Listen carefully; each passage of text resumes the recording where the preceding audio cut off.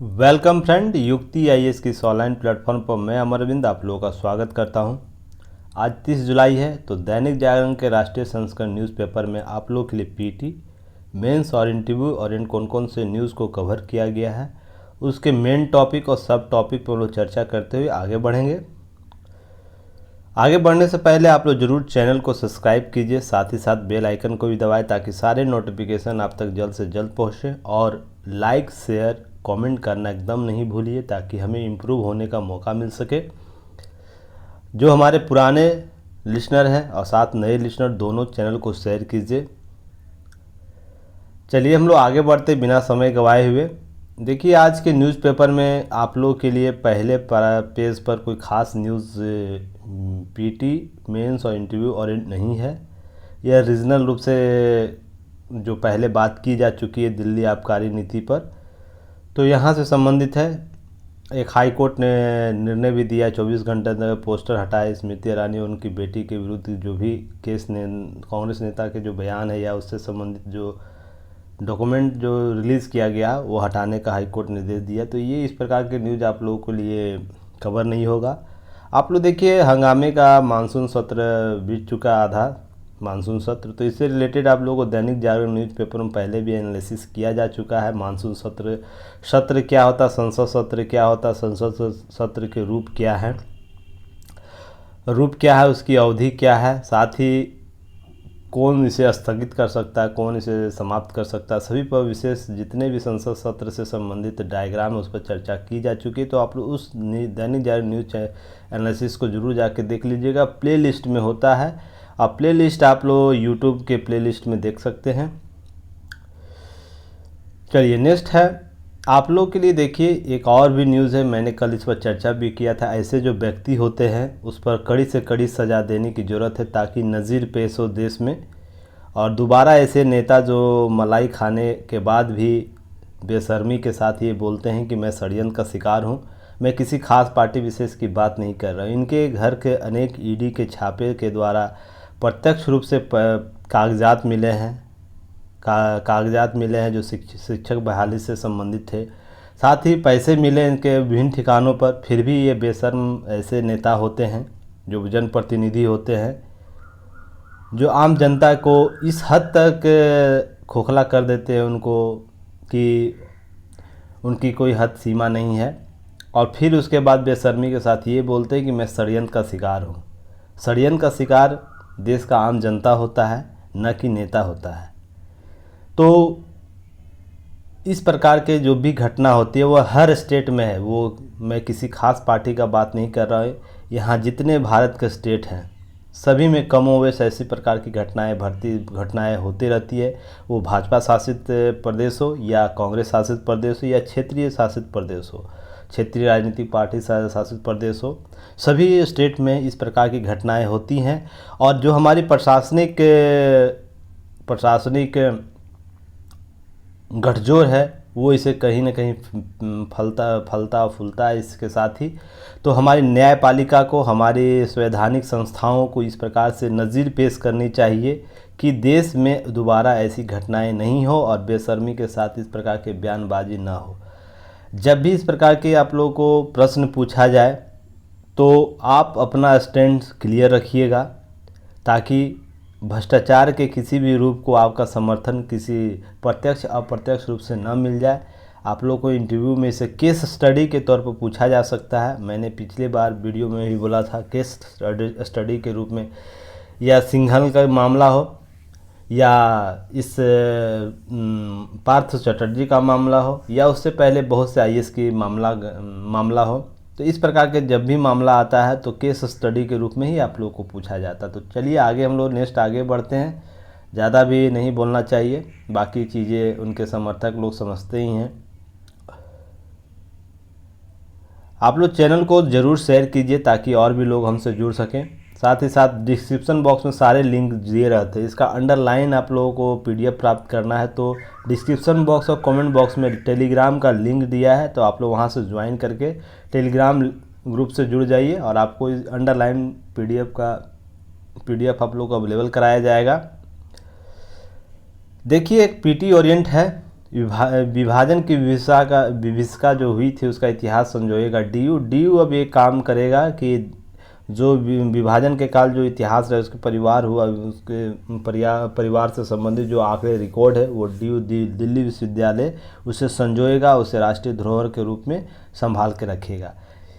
तो उसी के बीच आप लोग एक पीटी यहाँ से है कि शरणार्थियों का जो मामला था उससे संबंधित जो कॉलेज की स्थापना की गई थी उसमें 2 कॉलेज का नाम देशबंधु कॉलेज और दयाल सिंह कॉलेज की स्थापना शरणार्थियों के लिए की गई थी। तो आप लोगों को कहीं ना कहीं ये पीटी में पूछ सकता है, तो आप लोग पीटी और एनटी से कवर कर लीजिएगा, इससे अतिरिक्त अभी कुछ नहीं जानना है।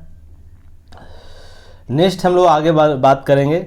नीचे के न्यूज़ में कवर किया गया है आज बहुत ही महत्वपूर्ण मेंस इंटरव्यू ओरिएंट, जिसमें देखिए एक कल संसद के पटल पर एक आंकड़ा रखा गया है जो हमारे कानून मंत्री हैं किरण रिजिजू, उनके द्वारा यह आंकड़ा रखा गया है। जो सुप्रीम कोर्ट में जो केस पेंडिंग है उसके अधीन या न्यायालय में जो अधीनस्थ न्यायालयों में केस पेंडिंग रहता है उस संबंधित मामले से जो भी आंकड़े थे उसे प्रस्तुत किया गया है। जो एग्ज़ाम में आप लोगों को मेंस और इंटरव्यू में यह प्रश्न आपको कवर करता है कि न्याय देर से मिल रहा है, न्याय में देरी कहाँ तक न्याय संगत है। तो इस प्रकार के जो प्रश्न है आप लोग से पूछा जाता है। तो उससे संबंधित पहले हम लोग आंकड़ा को देख लेते हैं, उसके बाद की नोट्स को देखेंगे। तो अधीनस्थ न्यायालय में कुल कितने मामले हैं टोटल, सुप्रीम कोर्ट से लेकर अधीनस्थ न्यायालय में लगभग 4.83 करोड़। देखिए ध्यान रखिए नवीनतम डाटा, इसे ज़रूर राइट डाउन कर लीजिएगा। ये आंकड़ा फिर दोबारा आपको अगले साल ही मिलेगा। तो अभी का वर्तमान डाटा जो न्यूनतम डाटा जुलाई तक है वो 4.83 करोड़ टोटल डाटा है जो पेंडिंग लंबित मामले हैं। 1 जुलाई तक सुप्रीम कोर्ट में लगभग 72,000 मामले लंबित है, जबकि 25 जुलाई तक हाई कोर्ट में लगभग 1,59,00,000 मामले लंबित हैं। कानून मंत्री ने कहा, लोग सवाल करते हैं सरकार और कानून मंत्री क्या कर रहे हैं। तो देखिए इसके पक्ष और विपक्ष दोनों मामले हैं, तो उस पर हम लोग चर्चा करेंगे क्यों ऐसा हो जाता है, क्या कारण है, इतने लंबित मामले हैं। इसके पक्ष विपक्ष दोनों की पॉइंट हम लोग चर्चा करेंगे। बस हम लोग अभी आंकड़े पर बात करेंगे। देखिए इसके साथ ही ट्रिब्यूनल और न्यायिक निकायों की कुशलता को बढ़ाने के लिए सरकार कदम उठा रही है। तो एक प्रश्न आप लोग के लिए यह छोड़ता है आप लोग के लिए कि मेंस और इंटरव्यू क्या न्यायिक और ट्रिब्यूनल अब केंद्र सरकार के जो हमारी न्यायिक व्यवस्था स्थापित है हमारे देश में उसके कार्य और दायित्व का निर्वहन करने के लिए प्रतिबद्ध बनाया जा सकता है ट्रिब्यूनल को। तो इससे संबंधित बहुत से मामले हम लोग देखे भी पहले हैं। तो चलिए हम लोग देखते हैं की नोट्स इससे संबंधित। न्याय में देरी न्याय के सिद्धांत से मुक्ता है और न्याय सिर्फ होना ही नहीं चाहिए बल्कि दिखना भी चाहिए। बहुत ही महत्वपूर्ण कोटेशन है। यह बार बार आप लोगों को मेंस और इंटरव्यू में यह देखने सुनने को मिल जाता है। तो यह कोटेशन आप लोग ज़रूर याद रखिए। जब भी न्याय से संबंधित बातें की जाएगी यह कोटेशन आप लोग को ज़रूर याद रखना चाहिए और अपने आंसर राइटिंग में करना भी चाहिए। तो समस्या सबसे पहले क्या है वो जान लेते, तो ही तो समझेंगे कि न्यायिक व्यवस्था में इतने लंबित मामले क्यों हैं। तो पहले तो न्यायालय में लंबित मामलों की संख्या अधिक है। एक सबसे बड़ा समस्या खुद यही है। दिन पर दिन या प्रतिदिन यह लंबित मामले बढ़ते जा रहे हैं और आज वर्तमान ऐसी स्थिति है कि 4.83 करोड़ मामले ऐसे लंबित हैं। ये अचानक एक दिन नहीं होंगे, यह सिलसिलेवार कई दशकों का यह कहानी रहा होगा तो ही जाके यह लंबित मामले। तो सबसे बड़ी समस्या तो यही है कि मामले ही लंबित है। दूसरा पारदर्शिता का अभाव भी है कि न्यायालयों के बीच पारदर्शिता रहती है उसका अभाव है। तो इससे संबंधित तथ्यों को देखने को मिलता है। देखिए मैं न्यायालय के यहाँ केवल एक तरफा यह नहीं कर सकता हूँ कोई नेगेटिव केवल न्यायालय में भरा पड़ा हुआ नेगेटिव बातें, पॉजिटिव भी बहुत सी बातें हैं। तो पहले नेगेटिव बातों को हम रेखांकित करते हैं क्योंकि हम लोग एस्पिरेंट हैं, यूपीएससी पीसीएस एस्पिरेंट है, तो हम लोग को दोनों स्तर पर देखने की ज़रूरत होती है।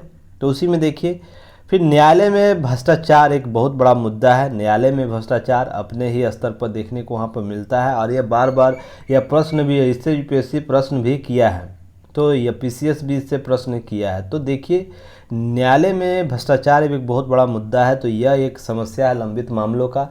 विचाराधीन कैदियों की समस्या, इतनी विचाराधीन कैदियों की संख्या बढ़ती जा रही निरंतर, तो उसे हैंडल कैसे किया जाए उसके लिए व्यापक ठोस संगठनात्मक प्रक्रिया न्यायालय में नहीं है। केवल न्यायाधीशों के निर्णय पर ही न्यायिक व्यवस्था टिकी होती है। नेक्स्ट है न्यायिक अवसंरचना का अभाव। न्यायिक संरचना हमारी ऐसी है, हमारी न्यायिक व्यवस्था की, जिसमें आपको त्वरित न्याय की व्यवस्था स्थापित ही नहीं की गई है। यहाँ पर एक समयावधि, एक अवधि, हाल ही में एक रिपोर्ट आया था जिसमें मैं वीडियो में भी चर्चा किया था। 228 वर्षों के बाद किसी न्यायालय, बिहार के एक न्यायालय ने निर्णय लिया है, तो समझ सकते हैं यह अंग्रेज के काल से निर्णय आ रहा था जिसे 128 वर्षों बाद सुलझाया गया। तो इतनी लंबी अवधि के बाद अगर किसी विषय वस्तु को सुलझाया जाता है तो ये कितना बड़ा न्यायिक अवसंरचना का अभाव इंगित करता है। वाद सुलझाने की कोई नियमित अवधि नहीं है, तय की नहीं गई है। यह 6 महीने भी, 2 महीने भी, 6 महीने भी, 2 साल, 5 साल, 10 साल, 50 साल तक भी चल सकता है। इसके लिए जवाबदेह नहीं बनाया गया न्यायालय को। सबसे इम्पोर्टेंट ये है, न्यायालय को जवाबदेह किसी न्याय प्रक्रिया को एक लंबित निश्चित अवधि में समाप्त करने के लिए जवाबदेह नहीं बनाया गया। ये सबसे बड़ी समस्या देखने को मिलती है। जैसे कि अमेरिका में यह सीमा 3 वर्ष तक है निर्धारित। किसी भी वाद को 3 वर्ष के अंदर निपटाना अमेरिका के न्यायपालिका के लिए अनिवार्यता है। तो वह हर क्षेत्र में कार्य गतिविधि इसकी तीव्र रहती है, फास्ट कोर्ट पर तर्ज पर काम करती है और समय पूर्व अवधि से ही मामले को, वाद को सुलझा लिया जाता है। तो ये सबसे बड़ी समस्या हमें सीख लेने की ज़रूरत है। लंबे अवकाश की प्रथा, देखिएगा जो हम लोग का जनरल कैलेंडर, सरकारी कैलेंडर है, उसमें छुट्टियों की जो मात्रा, छुट्टियों की संख्या है, और न्यायालय में जो कैलेंडर है उसमें छुट्टियों की संख्या में बहुत अंतर देखने को मिलता है।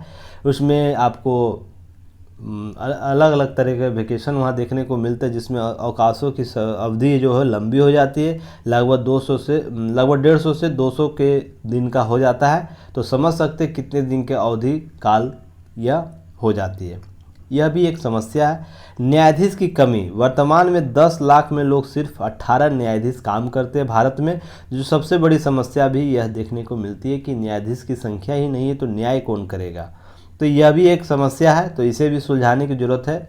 नेक्स्ट है अधिवक्ता अधिनियम 1961 में संशोधन की, व्यापक संशोधन की आवश्यकता है, जिसमें अधिवक्ता एक ग्रुप के रूप में काम करता है और किसी न्याय को त्वरित न्याय दिलाने में वह देर करता है। और इस प्रकार की घटनाएं बहुत केस स्टडी के तौर पर देखने को मिली है। तो ये अधिवक्ता अधिनियम 1961 में भी संशोधन की बात की जानी चाहिए। साथ में केंद्र और राज्य सरकारों के वाद की समस्या, देखिए जितने भी वाद जा रहे हैं उसमें 70% ऐसे वाद होते हैं जो केंद्र और राज्य सरकारों को पिटिशनर बनाया जाता है। तो इस प्रकार के जब भी मामले जाते हैं तो हायर अथॉरिटी अर्थात हाई कोर्ट या सुप्रीम कोर्ट में इनका सुलझाया जाता मामलों को।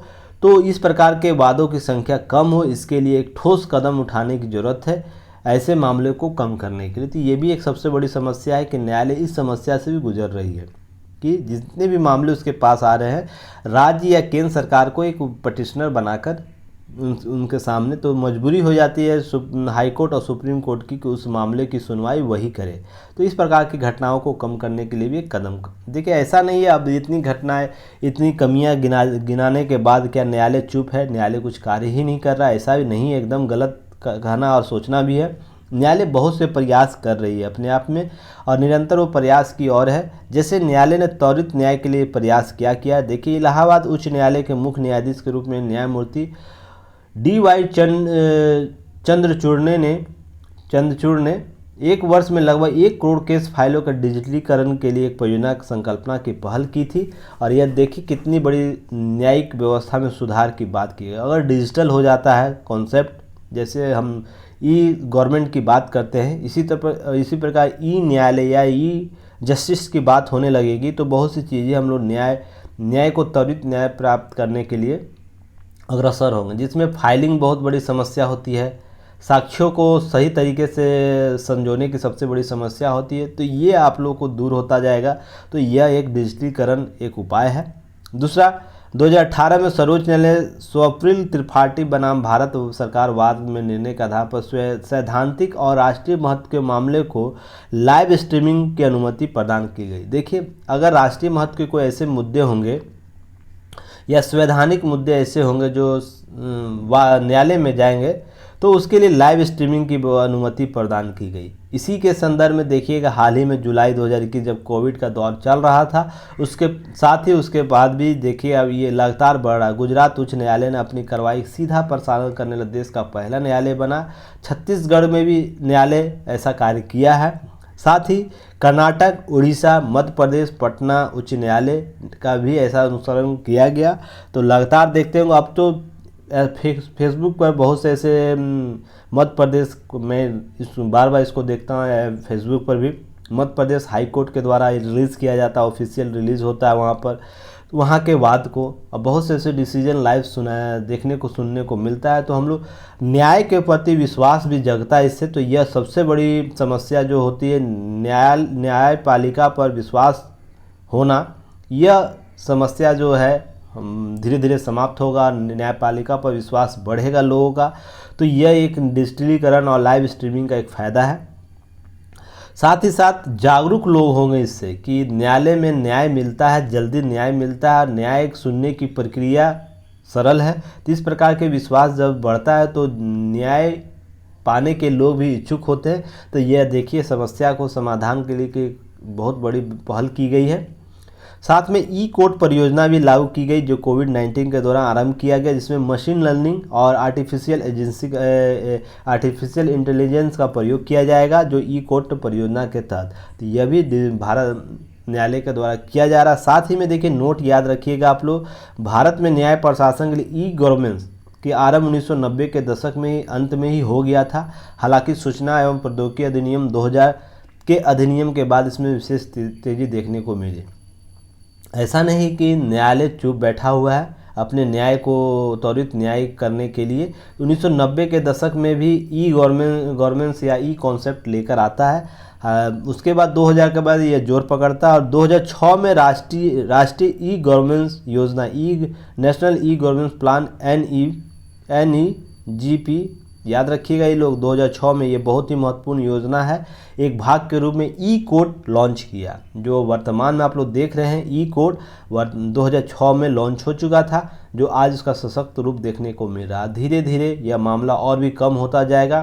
साथ ही साथ कुछ बदलाव और करने हैं, जैसे न्यायाधीशों की संख्या में वृद्धि करना है। साथ ही खंडपीठों का भी आप स्थापना किया जा सकता है, जैसे एक राज्य में 2 से 3-4 खंडपीठों की स्थापना करते हुए न्यायाधीशों की संख्या बढ़ाना। साथ में जो मामले विभिन्न राज्यों में एक ही वाद के लिए विभिन्न जैसे केस किए जाते हैं विभिन्न राज्यों, उसका निपटारा के लिए एक बेंच निर्धारित करना। जैसे आप देख सकते हैं, ये सब मामले में, भ्रष्टाचार के मामले में या धर्म विशेष के मामले में, जैसे निपुर शर्मा के मामले में देखने को मिला। साथ ही स्मृति ईरानी के केस मामले में भी देखने को मिल रहा है। या तो कल द्रौपदी मुर्मू के जो माननीय जो राष्ट्रपति हमारे हैं, द्रौपदी मुर्मू, उनके बयानबाजी जो हुआ उसके खिलाफ जो केस हुआ, तो वो सब ऐसे जो केस होते हैं जो विभिन्न राज्यों में होते हैं, उसका निपटारा एक बेंच के तहत करने का कार्य गतिविधि किया जा सकता है। तो इस प्रकार के कार्य न्यायालय को स्वयं करना चाहिए, अपने स्तर पर करना चाहिए, तो मामले और भी कम होंगे। और जो कैदी का जो लंबित मामला है, जिसमें एक समय सीमा निर्धारित किया जाए, अगर कोई कैदी अगर समय सीमा कारावास का सज़ा झेल चुका तो उस समय के बाद उसके केस पेंडिंग को समाप्त करने के लिए न्यायालय कोई गतिविधि या कार्य ऐसा करे जिससे उसे न्याय प्राप्त हो। तो इस प्रकार की गतिविधि उसे करने की ज़रूरत है, ताकि लंबित मामलों की संख्या को कमी किया जा सके और न्याय को न्याय रूप दिखाया जा सके। इस रूप से भी करने की ज़रूरत है। तो आप लोग को जब भी मेंस और इंटरव्यू ओरिएंट ऐसा प्रश्न आएगा तो आप लोग इस रूप से ही इसे डील कीजिएगा और ये आपको एक सक्षम उत्तर देने लायक स्थिति में लाएगा। तो चलिए हम लोग नेक्स्ट आगे बात करते हैं। नेक्स्ट हम लोग को नीचे एक न्यूज़ कवर है, बहुत ही महत्वपूर्ण न्यूज़ है। सिप्री का न्यूज़ जो है, संसद में भारत तीसरे स्थान पर रहा। भारत पिछले साल खरीद बिक्री सैन्य उपकरण में। तो ये संसद में एक जवाब दिया गया लोकसभा में रक्षा राज्य मंत्री जो है अक्षय भट्ट, उनके द्वारा। देखिए, भारत किसी देश के खर्च का डाटा नहीं रखता, पर जब यह प्रश्न किया गया तो यह सिप्री का रिपोर्ट दिया। जो बहुत ही मानक संस्था है, सैन्य गतिविधियों से संबंधित आंकड़े को संग्रहित उसे रिपोर्ट पेश करने, इससे प्रश्न भी आप लोग को पीटी में पूछा जाता है। तो यह बहुत ही इम्पोर्टेंट टॉपिक है, तो आप लोग को ये कवर करना चाहिए। देखिए रिपोर्ट जो दिया गया international peace research institute SIPRI का, स्टॉकहोम जो इंटरनेशनल पीस रिसर्च इंस्टीट्यूट है, उसका आंकड़ा प्रस्तुत करते हुए वर्ष 2021 के लिए भारत में सैन्य खर्चों में विश्व का तीसरा स्थान रहा। भारत का सैन्य खर्च लगभग 76 अरब डॉलर रहा, जबकि स्थान अमेरिका 800 अरब डॉलर और दूसरे स्थान पर चीन। तो 3 स्थान आप लोगों को तो पीटी में पूछा जा सकता है, जो सैन्य खर्च में कौन सबसे आगे, तो अमेरिका सबसे आगे, उसके बाद चीन, उसके बाद भारत। नेक्स्ट है सैन्य आयात के संदर्भ में भी बात की गई। पूंजीगत व्यय में कमी हुई, जो डायरेक्ट खर्च किया जाता है उसे पूंजीगत व्यय कहा जाता है। इस प्रकार के जो पूंजीगत व्यय है उसमें 2000 लगातार कमी आ रही, जैसे 2019-20 में लगभग 38,156 करोड़ के खर्च किए गए थे। कुल पूंजीगत व्यय का लगभग 41.419% था, जबकि 2021 में यह 42,786 हो गया। जो कुल खर्च, जो पूंजीगत खर्च था उसका 36% था। और बजट में जानते हैं सबसे ज़्यादा बजट सैन्य बजट ही इस वर्ष दिया गया है। तो आप समझ सकते हैं कि इस प्रकार का जो लगातार जो प्रतिशत कमी हो रही पूंजीगत व्यय में, एक अच्छा कदम, और हम मेड इन इंडिया प्रोग्राम चला रहे हैं इसमें भी। तो लगातार हम लोग 100 से अधिक जो उपकरण है उसको हम लोग स्वयं निर्माण करेंगे। तो इससे संबंधित जो भी कार्य हो रहे हैं वो आप लोगों को डाटा इनपुट के लिए बहुत ही महत्वपूर्ण है। और 21-22 में देखिए 35.28% हो गया है। तो यह बहुत ही महत्वपूर्ण डाटा है, आप लोग जरूर याद रखिएगा, ये प्रश्न में पूछा जा सकता है। आप लोगों को की फैक्ट अब इससे याद रखना चाहिए, सिप्री है क्या, सिप्री का गठन कब हुआ, या पीटी ओरिएंट आप लोगों को प्रश्न पूछा जाता है, यह बहुत ही महत्वपूर्ण है। जो क्या करता है, युद्ध, आयुध, हथियार नियंत्रण, निशस्त्रीकरण के अनुसंधान के लिए समर्पित एक संगठन है या उससे संबंधित कार्य करता है। वर्ष 1966 में इसकी स्थापना स्टॉकहोम स्वीडन में किया गया है। तो यह इसका मुख्यालय कहाँ, यह भी आप लोग याद रखिएगा। सिप्री ईयर बुक 2022 की रिपोर्ट जारी किया है, जिसमें हथियारों, निशस्त्रीकरण और अंतर्राष्ट्रीय सुरक्षा के वर्तमान स्थिति का आकलन करता है। प्रमुख आयातक देश में सिप्री ने 2016 से 2020 तक में 164 राज्यों या देशों को प्रमुख हथियारों का आयातक के रूप में चिन्हित किया है, जिसमें 5 सबसे बड़े हथियार आयातक कौन है, सऊदी अरब, भारत, मिस्र, ऑस्ट्रेलिया, चीन। याद रखिएगा यहाँ सैन्य खर्च की बात हो रही है, कुल सैन्य खर्च की आयात हम लोग क्या करते हैं, सऊदी अरब और भारत दूसरा सबसे बड़े आयातक है सैन्य हथियार हम लोग। उसके बाद जो कुल आयात का लगभग 36% हिस्सा आयात करते हैं। जो जितने भी विश्व में आयात होता है सैन्य आयात, उसका हम लोग 36% इन देशों के द्वारा किया जाता है। नेक्स्ट है वर्ष 2016 से 20 से प्रमुख हथियार आपूर्ति में सबसे बड़ी मात्रा प्राप्त करने वाला क्षेत्र एशिया और ओशिनिया देश है, जो 15 देशों का समूह है। 15 देशों का ओशिनिया देश का समूह कहा जाता है, जिसमें ऑस्ट्रेलिया, फिजी, इंडोनेशिया, किर्बिती, मार्शल द्वीप, Nauru, New Zealand, Palau, Papua New Guinea, Samoa, Solomon द्वीप, टोंगो, तुलुवु, ये सब देश हैं जो ओशियन देश के रूप में जाने जाते हैं। और पीटी में आपको प्रश्न यह पूछा भी है, ध्यान रखिएगा। वैश्विक कुल आपूर्ति का 42% करता है, जितने भी आपूर्ति किए जा रहे हैं उसका 42% हिस्सा एशिया और ओशिनियाई देशों को जाता है। तो यह बहुत ही महत्वपूर्ण है डाटा। इससे पूर्व मध्य पूर्व जिसमें 33% हथियार प्राप्त किए जाते हैं, मध्य पूर्व जो मिडिल ईस्ट देश है उसमें 33% हथियार। प्रमुख आपूर्तिकर्ता देश कौन कौन है, 2016 से 20 के बीच में का ही आंकड़ा यह है। 5 सबसे बड़े आपूर्तिकर्ता देशों में संयुक्त राज्य अमेरिका, रूस, फ्रांस, जर्मनी और चीन है। तो यह सबसे बड़ा आपूर्तिकर्ता कौन है, अमेरिका, उसके बाद रूस है, आप लोग को याद रखना है। जो कुल निर्यात का 76% हिस्सेदारी समेटे हुए है। तो इन देशों को याद रखना है, आप लोग को प्रश्न पूछ सकता है। नोट आप लोग को यहाँ याद रखना है क्या, 9 परमाणु संपन्न देश जैसे अमेरिका, रूस, यूनाइटेड किंगडम, फ्रांस, चीन, Bharat, Pakistan, Israel, democratic public Republic of Korea या उत्तर कोरिया, यह जो 9 देश है यह परमाणु संपन्न देश है। रूस और अमेरिका के पास कुल परमाणु का 90% हथियार प्राप्त वहाँ पर किया गया या है उसके पास। और जनवरी 2022 तक भारत के पास लगभग 160 परमाणु हथियार थे, जो हालांकि साथ में परमाणु शस्त्रागार का विस्तार भी कर रहा है, ऐसा सिप्री रिपोर्ट कहता है। और चीन के संदर्भ में यह बात की गई तो जून 2021 की तरह जनवरी 2022 में भी चीन के पास 350 हथियार ही हैं, अर्थात यह हथियार का बढ़ावा नहीं कर रहा है। तो इस प्रकार के जो आंकड़े हैं यह सिपरी के द्वारा दिया गया है। पीटी ओरिएंट आप लोग इसे कवर कीजिएगा, और इससे रिलेटेड पिक्चर आप लोग को टेलीग्राम चैनल पर सेंड किया गया है, तो आप लोग उसे ज़रूर कवर कीजिएगा। और टेलीग्राम ग्रुप से जुड़ने के लिए डिस्क्रिप्शन बॉक्स में लिंक दिया रहता है, कमेंट बॉक्स में लिंक दिया रहता है, तो आप लोग दोनों जगह से जुड़ सकते हैं। वहाँ पर टेलीग्राम पर देखिए आप लोग को क्विज चलाया जा रहा है, पीटी ओरिएंट क्विज चलाया जा रहा है, तो आप लोग जरूर शामिल होइए। आपको टॉपिक पहले ही दिया जा चुका है, और जो 30 जून आज तक का टॉपिक है, आज नया टॉपिक आप लोग को दिया जाएगा, उससे रिलेटेड आप लोग को कवर करना है। चलिए नेक्स्ट हम लोग बात करते हैं। चलिए नेक्स्ट है बायो इकोनॉमी दोहरे लाभ का व्यवस्था। यह इंपॉर्टेंट टॉपिक है, आपको इससे संबंधित आप लोग को न्यूज़ कवर करना चाहिए। भारत 2030 तक 300 बिलियन डॉलर तक पहुंचेगा लॉस बायो इकोनॉमी के रूप में। और बायो इकोनॉमी में क्या होता है, सभी क्षेत्र शामिल होते हैं, सूचना, उत्पादों और प्रक्रियाओं सेवाओं प्रदान करने के लिए संबंधित ज्ञान, विज्ञान, प्रौद्योगिकी सहित जैविक संसाधनों का उपयोग, संरक्षण इत्यादि इसमें बायो इकोनॉमी में शामिल होते हैं। और यह देखिए यूरोपीय संघ और आर्थिक सहयोग और विकास संगठन द्वारा निगदित एजेंडा के रूप में आया था, जो नए उत्पादों, बाजारों और उपयोगों को विकसित करने के लिए बायोटेक को बढ़ावा दे रहा है। तो यह कोई पहले का शब्द नहीं, नया शब्द है।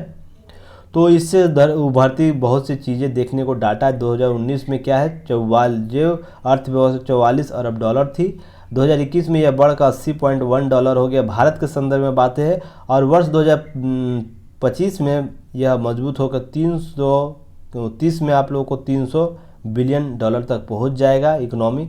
ये बहुत ही आपको यह संसद के पटल पर रखा गया था ये बात। तो इससे संबंधित आप लोगों को पीटी फैक्ट और मेंस फैक्ट दोनों में बायो इकोनॉमी के संदर्भ में प्रश्न पूछा जा सकता है, तो इसे कवर कर लेना है। नेक्स्ट हम लोग बात करेंगे, नेक्स्ट आप लोग इकोनॉमी वाले पार्ट में। तब तक चैनल को शेयर करते रहिए। देखिए MiG 21 के संदर्भ में एक निर्णय लिया गया, जो हाल ही में दुर्घटनाग्रस्त हो गया था राजस्थान में एक MiG 21 का विमान। तो उससे संबंधित वरुण गांधी जो भाजपा के नेता है, उनके द्वारा बोला गया था, उड़ता ताबूत हमारे बेड़े में कब तक हटेगा। तो उससे संबंधित जो वायुसेना का है वो उससे स्पष्ट किया गया है कि 2025 तक इसे चरणबद्ध तरीके से समाप्त कर दिया जाएगा MiG 21। तो आप लोग पीटी में यह प्रश्न पूछा जा सकता है। तो MiG 21 से रिलेटेड जो भी टॉपिक हो आप लोग जरूर कवर कर लीजिएगा पीटी ओरिएंट, और कुछ इससे नहीं। आप लोग ये आज आर्टिकल जरूर पढ़िएगा। मैंने कल आर्टिकल आप लोग को नहीं पढ़ने को बोला था, पर आज ज़रूर पढ़िएगा। संसद विधानसभाओं की घटती प्रासंगिकता की क्या जवाबदेह है। तो जवाबदेही का कारण बहुत सा है। नए संसद के बारे में भी चर्चा ये लेखक करते हैं, उसको आप लोग देख लीजिएगा। और प्रासंगिकता कमी कारण क्या है, केवल न्यायपालिका ही नहीं है, विधायिका ही नहीं है, न्यायपालिका भी है, कार्यपालिका, तीनों, ये दोनों और भी तीनों अपने अपने स्तर पर यह कारक है। तो इनके स्पष्ट किया गया है। और केशवानंद भारतीवाद को इन्होंने स्पष्ट किया, एक मूल कारण माना, और है भी मूल कारण ये, क्योंकि मूल ढांचा जब तक संदर्भित यह स्पष्ट नहीं हो जाता है तो विधायिका अपनी कार्य की सीमा कैसे निर्धारित करें, ये प्रश्न आप लोग के लिए निर्धारित होता है यहाँ से लेख के द्वारा। यह बहुत ही महत्वपूर्ण हो जाता है। और इसके संदर्भ में कुछ नोट आप लोग को याद रखना। क्षेत्रीय दल भी विधायिका के प्रासंगिकता को कम कर रही है, संसद की प्रासंगिकता को कम कर रही है। इसके संदर्भ में जो राष्ट्रीय हित ना होकर लोग के क्षेत्रीय हित, पार्टी हित सर्वोपरि हो जा रहा है। और केवल देखिए कि लेखक ने बहुत हद तक सही बात बोली है। सभी नीतियां वर्तमान में सभी जो लोकल पार्टियां हैं केंद्र की भाजपा सरकार की नीतियों को सिरे से नकार देती है। संसद के पटल पर उस पर पहले वाद विवाद करनी चाहिए। ऐसा नहीं कि भाजपा जब विपक्ष में होती है वो नहीं करती, वो भी वैसी करती है। पर लेखक का यह मानना है कि जो वाद होना चाहिए, जो संवाद होना चाहिए, वो जनता मूलक होना चाहिए। जनता को मूल विषय वस्तु मानते हुए, मुख्य बिंदु मानते हुए संसद के पटल पर किसी विषय वस्तु पर बात की जानी चाहिए, न कि पार्टी को मुख्य आधार बना के। तो यह एक बहुत ही बड़ा प्रश्न खड़ा करता है। तो आप लोग को जरूर ये पढ़ना चाहिए, इसे अंडरलाइन किया हुआ आप लोग जरूर देख लीजिएगा। अब PDF प्राप्त करने के लिए आप लोग इस टेलीग्राम का अंडरलाइन PDF प्राप्त करने के लिए टेलीग्राम से जुड़िए, ताकि आपको आसानी हो और चीज़ों को समझने के लिए। नेक्स्ट है नेक्स्ट आइए, भर्ती प्रक्रिया की पारदर्शिता और निष्पक्षता पर प्रश्न चिन्ह खड़ा करता है। तो यह कैलाश विश्नोई के द्वारा जो शोधार्थ है दिल्ली विश्वविद्यालय में, इनके द्वारा लेख लिखा गया। तो इसे आप लोग ज्ञान की सीमा के लिए भ्रष्टाचार के स्तर कैसे कैसे होते हैं इसके लिए जानने के लिए एक छोटा सा लेख आप लोग जरूर देख सकते हैं सीरीजवार तरीके से, और जो इम्पोर्टेंट है उसे नोट डाउन कर लीजिएगा। नेक्स्ट है देखिए, एक पीटी ओरिएंट न्यूज़ यहाँ पर है। अब भारत खुद तय करेगा घरेलू सोने का भाव। तो इसके लिए भारत सरकार ने गुजरात के गांधीनगर के पास इंडिया इंटरनेशनल बुलियन एक्सचेंज की शुरुआत की है। तो आप लोग को पीटी में प्रश्न पूछ सकता है कहाँ शुरुआत की, तो गुजरात के गांधीनगर। इसका उद्घाटन कौन किया है? नरेंद्र मोदी के द्वारा। और भारत सोने की खपत करने दुनिया का दूसरा सबसे बड़ा देश है, अर्थात सोने का सबसे ज़्यादा खपत कहाँ होता है दुनिया में? पहला तो चीन है, दूसरा आपको भारत है। तो इस प्रकार के प्रश्न आपको पूछे जा सकते पीटी में, तो आप लोग को इसको कवर करना। देखिए आप एक न्यूज़ और यहाँ देखिएगा, राजकोषीय घाटा से संबंधित आंकड़ा संसद के पटल पर रखा गया है। तो इसके संबंधित कुछ डाटा इसे ज़रूर कवर कीजिएगा, इसके की नोट्स हम लोग देखेंगे। यह सालाना जो जून तिमाही सालाना लक्ष्य जो 21.2% तक पहुंच गया, जबकि एक साल पहले ये 18.2 था। तो इसमें वृद्धि कितनी हुई है, तो यह ध्यान रखने के लिए। कुल राजकोषीय घाटा क्या होता है? यह कुल व्यय और आय के बीच के अंतर होता है, तो राजकोषीय घाटा। और राजकोषीय घाटा का अर्थ होता है सरकार पर कितना कर्ज है, यह भी ध्यान देने वाली एक आप लोग को पीटी ओरिएंट यहाँ से प्रश्न ऐसे भी कवर किया जाता है। वास्तविक तौर पर राजकोषीय घाटा 2022-23 की पहली तिमाही के अंत तक कितना 3.51 लाख करोड़ है। तो देखिए कितनी बड़ी राशि है। और यह जो सकल घरेलू उत्पाद का 6.4% है, पिछले वर्ष 6.1% है। तो यह आंकड़ा आप लोग को याद रखना है, राजकोषीय घाटा कितना है। इससे संबंधित आंकड़े को आप लोग कवर कर लीजिएगा। 8 बुनियादी उद्योगिक उत्पादन में 12.7% रहा। तो 8 बुनियादी जो कोर सेक्टर हमारा कोर इंडस्ट्रीज है उसके संबंधित उत्पादन के बारे में बात की गई है, जिसे आप लोग जरूर कवर कर लीजिएगा। नेक्स्ट हम लोग इसके की पॉइंट को बात करते हैं, क्या राजकोषीय घाटा क्या चीज़ है। देखिए, राजकोषीय उत्तरदायित्व और बजट प्रबंधन अधिनियम 2003 यह प्रावधान करता है केंद्र सरकार को 31 मार्च 2021 तक राजकोषीय घाटे का कुल जीडीपी का 3% तक सीमित करने के लिए उचित उपाय करना चाहिए। हालांकि ऐसा नहीं हो पाया, जान ही रहे अभी कितना 6.7 के आसपास पहुंचा हुआ है। तो यह आंकड़ा 3% तक निर्धारित करता है यह अधिनियम। साथ ही वर्ष 2016 में गठित एनकेसी समिति के सिफारिश की थी कि वर्ष 31 मार्च 2020 तक राजकोषीय घाटा को सकल घरेलू अर्थात जीडीपी का 3% लक्षित किया जाना चाहिए, जिससे वर्ष 2020-21 में 2.1% और वर्ष 2023 में 2.5%। तो यह लक्ष्य 2.5% तक निर्धारित करना था, 23 तक निर्धारित करना है। हालांकि अभी हमारे पास कितना है 6.7% राजकोषीय घाटा है। इस प्रकार के जब भी आंकड़े आते हैं तो आप लोग इसे जरूर कवर कीजिएगा। देखिए 6.4, 6.7 पिछली तिमाही में था।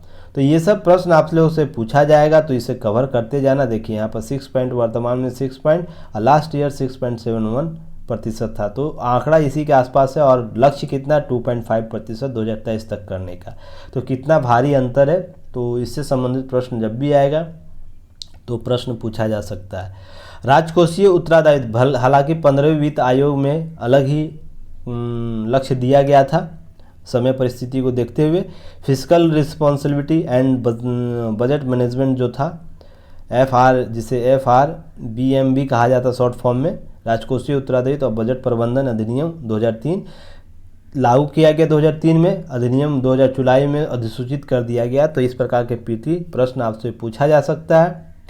इसका उद्देश्य केंद्र के राजकोषीय प्रबंधन और दीर्घकालिक वृहद आर्थिक स्थिरता के अंतर पीढ़ीगत क्षमता को सुनिश्चित करने के लिए जिम्मेदारी बनाना। इस अधिनियम के तहत नीतिगत फैसले राजकोषीय प्रबंधन में लेना है। साथ ही साथ अधिनियम केंद्र सरकार के ऋण और राजकोषीय घाटे की ऊपरी सीमा निर्धारित करता है। देखिए ऊपरी सीमा निर्धारित करता है, निचली सीमा नहीं निर्धारित करता। यहाँ प्रश्न पीटी में पूछा सकता है। FRBM एक्ट जो है वो केंद्र सरकार के ऋण या राजकोषीय घाटा की कौन सी सीमा निर्धारित करती है, ऊपरी या निचली। तो इस प्रकार की सीमा निर्धारित करता है, वो ऊपरी सीमा निर्धारित करता है, उससे अधिक नहीं होना चाहिए। और 15वें वित्त आयोग द्वारा राजकोषीय घाटा का लक्ष्य दिया गया था अनुशंसा की गई केंद्र सरकार और राज्य सरकार घाटे के वित्त वर्ष 2022 में सकल घरेलू उत्पाद जीडीपी का 6.8% से वर्ष 2025-26 तक 4% लाएगी। तो जो घाटा 6.79% था, अभी देख रहे 71%, जो उसे मुतुल पर 78% माना गया। 2025 और 26 तक कितने प्रतिशत लाने का लक्ष्य किया गया है? 4%। और FRBM जो एक्ट है, FRBM एक्ट है, वो कितना लाने कहती है? वो 2023 तक आपको 2.3%। ये कोरोना काल से पहले की स्थिति थी, तो जो 2003 में यह माना गया था, पर कोरोना काल के बाद स्थितियां बदली। उसके बाद 15 वित्त आयोग ने द्वितीय अनुशंसा जो किया था, उसके बाद यह आंकड़ा दिया गया है। तो ध्यान रखिएगा, यह प्रश्न आपको इस प्रकार से पूछा जा सकता है। राज्यों के लिए लक्ष्य क्या है? राज्यों के लिए 15वें वित्त आयोग ने 2021-22 के लिए सकल घरेलू उत्पाद GSDP का 4% और उनके अगले वर्ष 3.5% और बाद के अगले 3 वर्षों के लिए 3% राजकोषीय घाटा निर्धारित किया, जिसमें बिहार इस घाटे से राजकोषीय घाटे लक्ष्य से अंदर चल रहा है। तो ध्यान रखिएगा, बिहार इसके संदर्भ में आप लोगों को एक डाटा देता है। तो आप लोग को ये सब प्रश्न कवर करना है और यही आप लोगों को मेंस ओरिएंट और PT ओरिएंट, इंटरव्यू ओरिएंट प्रश्न यहाँ से पूछा जाता है। तो ध्यान रखने की बात है कि आप लोग किस न्यूज़ को कवर करते हैं और किस हद तक कवर करते हैं, यह इंपॉर्टेंट हो जाता है आज की न्यूज़ में। नेक्स्ट है, देखिए, आतंकवाद के खिलाफ जीरो टॉलरेंस की जरूरी है। जयशंकर जो SOE के बैठक में संबोधित करते हुए बात की गई है। और ऑब्जर्वर देश, सभी देशों का यहाँ चर्चा किया गया। ऑब्जर्वर देश कौन है, पूर्वकालिक देश कौन है? 2017 में पूर्वकालिक सदस्य SOE के लिए भारत और पाकिस्तान को बनाया गया। साथ में वार्ता साझेदार कौन कौन देश है, इनका नाम लिया गया है, जिसमें Armenia, Armenia, Cambodia, Nepal observer देश का दर्जा दिया गया। साथ में मिस्र, कतर, सऊदी अरब को वार्ता साझेदार के रूप में दर्जा दिया गया। तो ये सब PT के रूप में आप लोग को प्रश्न पूछा जा सकता है, तो आप लोग इसे कवर जरूर कीजिएगा। ये सब प्रश्न आप लोग को बार बार देखने को मिल जाएगा। साथ में एक और भी है, स्वच्छ एवं स्वस्थ पर्यावरण के लिए यूएन प्रस्ताव या भारत उसका समर्थन किया है। यह मानवाधिकार श्रेणी में आता है। तो इससे संबंधित 161 मत दिए गए हैं। तो ये प्रश्न आप लोग से पूछा जा सकता है PT के तौर पर। देखिए, यही सब प्रश्न आपको देखने को मिलता है करंट में भी। तो आप लोग करंट के लिए अलग जाते हैं तो दैनिक जागरण उसे पढ़ना चाहिए, जो करंट भी देखना चाहता है। आज की न्यूज़ में इतना ही। कल हम लोग फिर एक नए न्यूज़ के साथ कवर होंगे। उसके पहले एक न्यूज़पेपर का एनालिसिस क्यों किया जाए, क्यों न्यूज़पेपर पढ़ना चाहिए, किन किन अभ्यर्थियों को न्यूज़पेपर पढ़ना चाहिए, इस पर एक वीडियो बनाऊंगा ताकि आप लोगों को क्लियर हो, ताकि सभी लोग इसके प्रति जागरूक हो। तब तक के लिए आप लोग चैनल को ज़रूर शेयर कीजिए, सब्सक्राइब कीजिए और बेल आइकन को दबाएं और कमेंट ज़रूर कीजिए ताकि और भी हम इम्प्रूवमेंट हो सके। और ये दोनों एस्पिरेंट से, दोनों व्यूअर से, जो नए पुराने दोनों व्यूअर हैं, लिसनर हैं, सभी से आग्रह है आप लोग चैनल को जरूर शेयर सब्सक्राइब कीजिए ताकि और भी हम लोग इम्प्रूव हो सके। तब तक के लिए मैं अमरविंद आप लोग से विदा लेता हूँ। धन्यवाद। जय हिंद।